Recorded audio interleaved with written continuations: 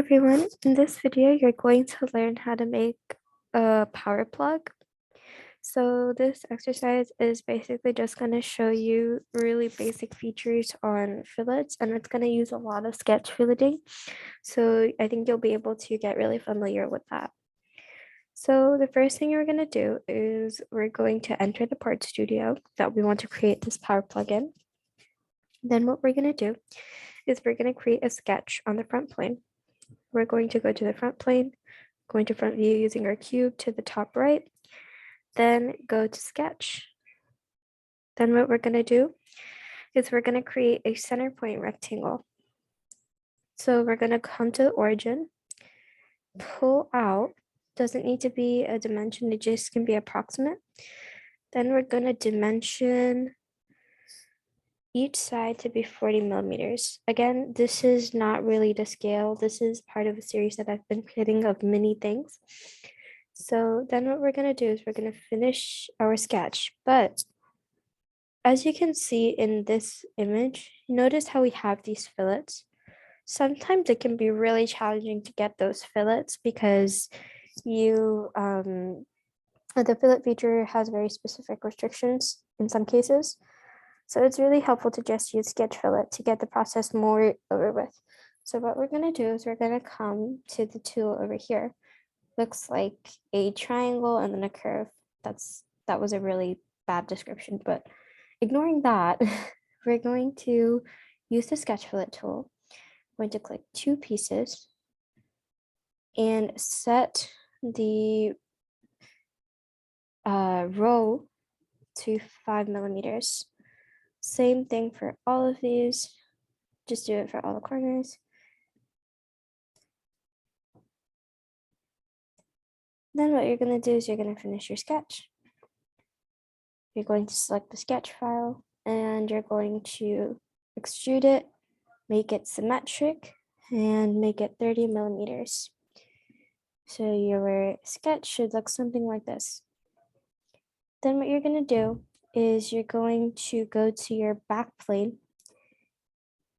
select your back plane, and go to your sketch. Going to enter back view, zoom in just a bit.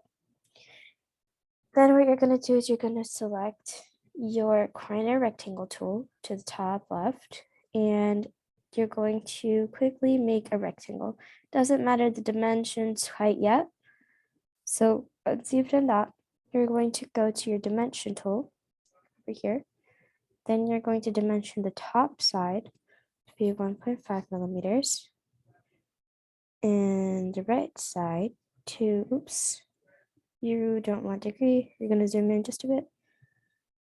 Make it, okay.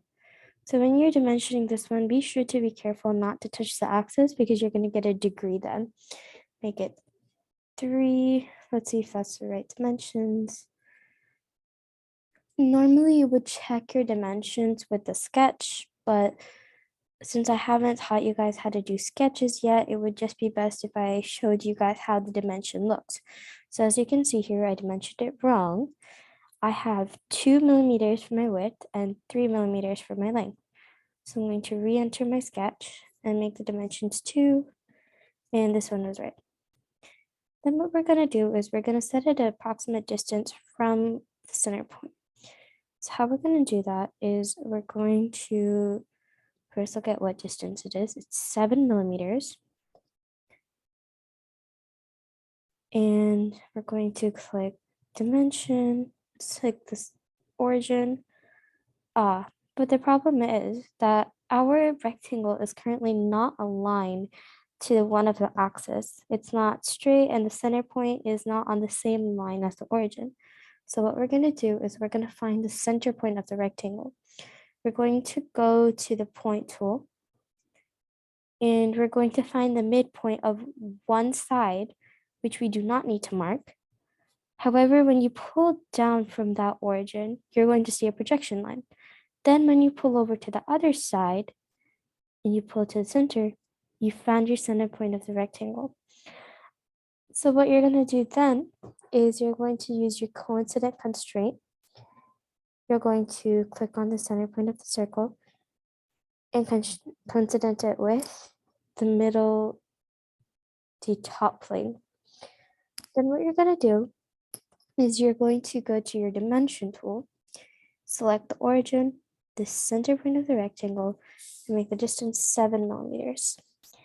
Now you'll have to repeat this on the other side, but making this whole thing all over again is just going to be a pain.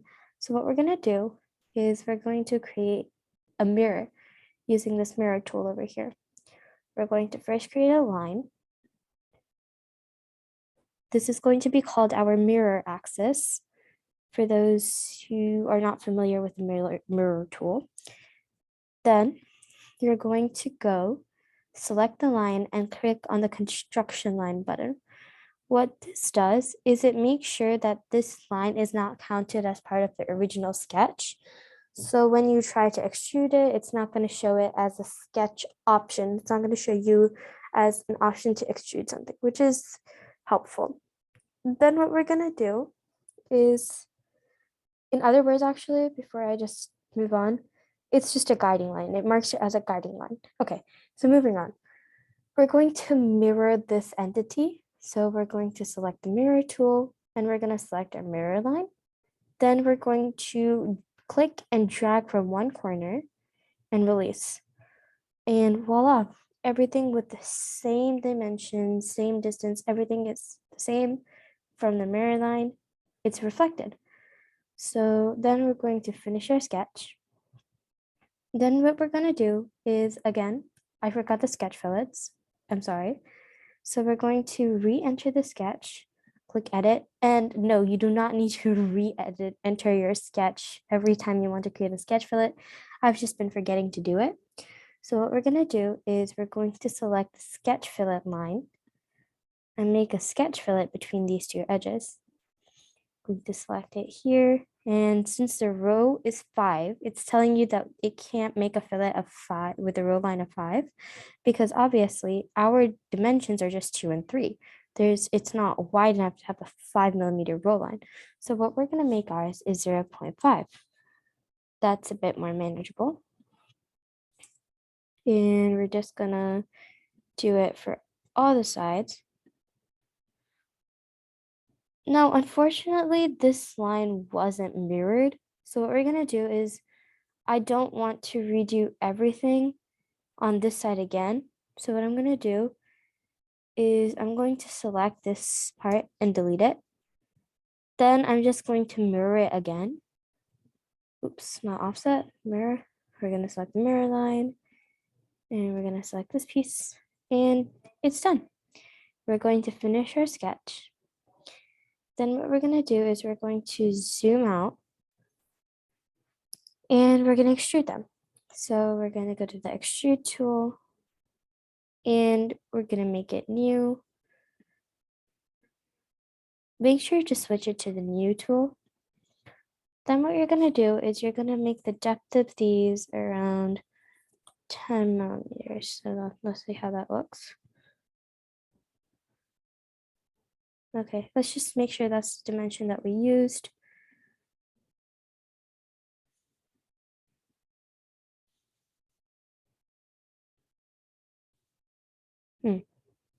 Interesting. Seems that I've made these 25 millimeters, which would explain why they seem so abnormally long. So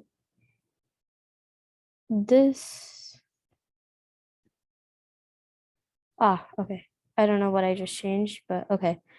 So this was 15 millimeters. And we're gonna finish the extrusion. Now, in every outlet, power outlet, the most iconic feature are the two holes in the plug point. So honestly, I think that's something we can absolutely not skip. So what we're going to do is we're going to create that. We're going to go into isometric, but this time we're going to do sort of an inverted isometric, quote, quote. I'm basically in isometric. If you look at the orientation cube, it shows that this corner, when you select this corner between top, front, and right, it's going to give you this isometric view. But say you want it between top, right, and back view, because that's where our two points are, we're going to do the same thing, just selecting the corner in between all of them. And there you have your inverted isometric. That's not really a thing. I just made up a name for it. Don't judge, please. Okay. So then what we're going to do is we're going to go to our right view and we're going to create a sketch on this plane. I'm going to create a sketch. We're going to select the center point circle and we're going to make the dimension 1 millimeter. Okay. So then what we're going to do is we're going to take the center of the circle with the edge and the midpoint of this line over here and make the distance 1.5 millimeters. We're going to check this, select the extrude it, and click remove. Hold on.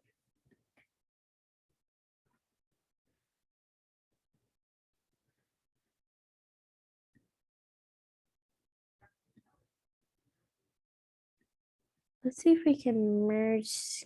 Which one's part 2? Okay. We're going to click enter and we've created a hole on one of them. All that's left now is we need to create a hole on the other one. So we're going to go to our left view, zoom in and repeat the process. Sketch, select this plane, create your center point circle. And an important thing I forgot to mention is to make it on the horizontal axis, quote, quote. And just make the circle, the center point on the horizontal axis. The dimension of it 1 millimeter. Then you're going to distance the center point from the middle to 1.5. Click enter, select the sketch. Oops. Okay. I'm gonna zoom in a bit. I'm gonna unselect that. Can you just, okay.